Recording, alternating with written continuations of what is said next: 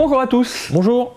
On est aujourd'hui, bienvenue sur cette nouvelle vidéo des numériques. D'abord, on est aujourd'hui dans le labo vidéo et accompagné de Pierre Le Goupil, puisqu'on va vous parler de smartphones gamer. Et Pierre étant un gamer et le labo vidéo étant là où on joue chez les numériques, on s'est dit que c'était approprié.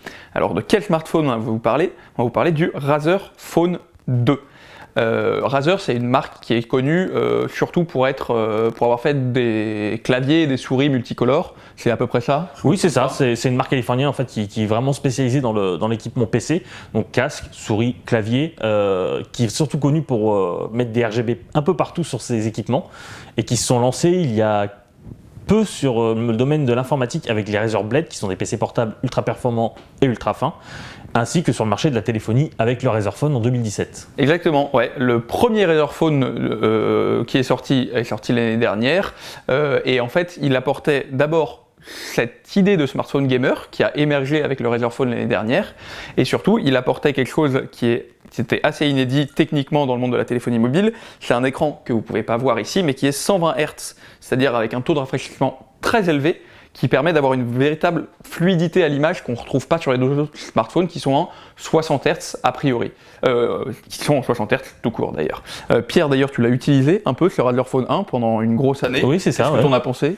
Alors sur l'écran sur l'aspect du 120 Hz de l'écran, c'est vrai qu'en jeu c'est très agréable, mais plus que ça, en fait ça se voit vraiment sur la navigation, quand on est sur Twitter, quand on est sur la navigation internet, même dans les menus Android. Et c'est vrai que c'est extrêmement agréable et c'est très très difficile de revenir sur un écran 60 Hz, même sur les derniers ténors du marché, je pense au Mate 20, je pense au dernier Samsung Galaxy S, c'est vraiment très compliqué de revenir là-dessus. Là-dessus, le 120 Hz apporte un vrai plus à l'utilisation. Après, c'est vrai que c'est un téléphone puissant, avec un bel écran, mais qui n'apporte au final pas grand-chose à part ça. Et bah écoute, on va pouvoir reprendre à peu près les mêmes conclusions sur ce Razer Phone 2 qu'on a testé, dont le test est publié aujourd'hui sur les Nubes, puisqu'il est arrivé il y a quelques mois sur le marché, et sauf que entre-temps, Razer était arrivé l'année dernière avec un Razer Phone 1 qui était le seul smartphone gamer. Entre-temps, il y en a eu une flopée d'autres. Asus est arrivé avec son ROG Phone, qui est la marque gamer d'Asus. Xiaomi est arrivé avec un Black Shark, et Honor est arrivé avec un Honor Play, et donc en fait le marché a été transformé et le Razer Phone 2 lui s'est pas trop transformé, comme on peut le voir d'abord parce que le Razer Phone 2 est très similaire au Razer Phone 1, alors il a juste troqué son dos en métal contre un dos en verre ici, mais sinon ça reste quand même une bête assez imposante. Oui. On est d'accord là-dessus. Bon, après, c'est une question de goût. Il y a des gens qui aiment bien avoir des gros téléphones, d'autres qui recherchent plus la finesse et la légèreté.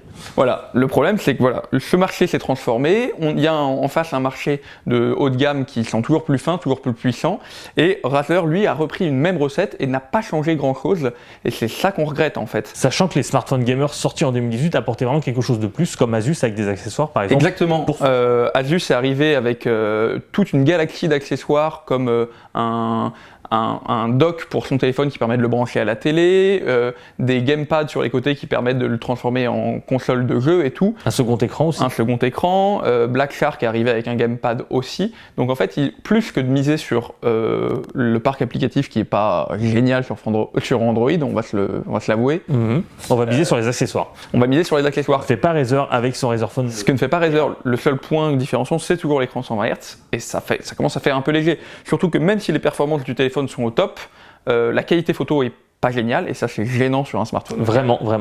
Mais déjà que l'appareil photo était très médiocre sur le 1, sur le 2 il est un peu meilleur, tu m'as dit. Un peu meilleur, mais il reste pas au niveau de la concurrence, et ça c'est pas terrible. Et deuxième petit point noir, l'autonomie est médiocre en 120 Hz. Et pour un téléphone dont toute l'utilité c'est d'avoir un écran 120 Hz hyper agréable, répétons-le, à l'usage, avoir un truc qui consomme autant d'énergie, c'est gênant. Alors qu'elle était meilleure sur le premier, ouais. Il faut le signaler aussi. C'est ça, en 120 Hz on tient une journée en utilisation normale, alors que sur le premier on était à... On pouvait tenir 2 jours si on faisait un peu attention. Voilà, c'est vraiment le plus gros problème de ce téléphone-là.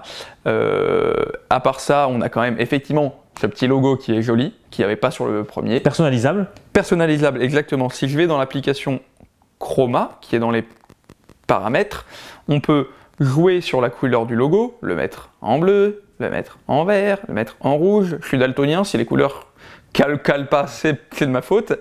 On peut le faire s'éteindre et s'allumer très lentement, je ne sais pas si vous le voyez bien, et aussi on peut en faire en sorte qu'il s'allume que quand il y a des notifs. Donc c'est une petite LED à notifs en plus qui est sympa à voir, mais ça consomme encore. Et ça prend, comme vous pouvez le voir, vachement les traces de doigts. Bref, au-delà de l'image de marque, ce Razer a pas grand-chose à offrir, alors que la concurrence s'est engouffrée dans un marché vraiment de façon assez agressive maintenant. Donc, Pierre, toi qui as utilisé le Razer Phone 1, le Razer Phone 2, on prend ou on prend pas? Alors, on ne prend pas, parce qu'on a l'impression que Razer piétine un peu cette année en voulant proposer un nouveau téléphone sans apporter rien de plus, juste pour rester dans le coup. Et c'est vrai que quand on voit la concurrence qui essaye de se démener pour apporter quelque chose de nouveau, ce qu'a fait Razer l'année dernière avec son écran 120 Hz, là, cette année, on nous resserre un peu la même soupe en un peu moins bien. Donc, non, on prend pas. Bah voilà, vous l'avez, la conclusion d'un des rares utilisateurs de Razer Phone en France qui vous dit que finalement ce Razer Phone 2, ça vaut pas le coup. Désolé, à la prochaine. À la prochaine. You feeling me and I'm feeling you. What we gonna do?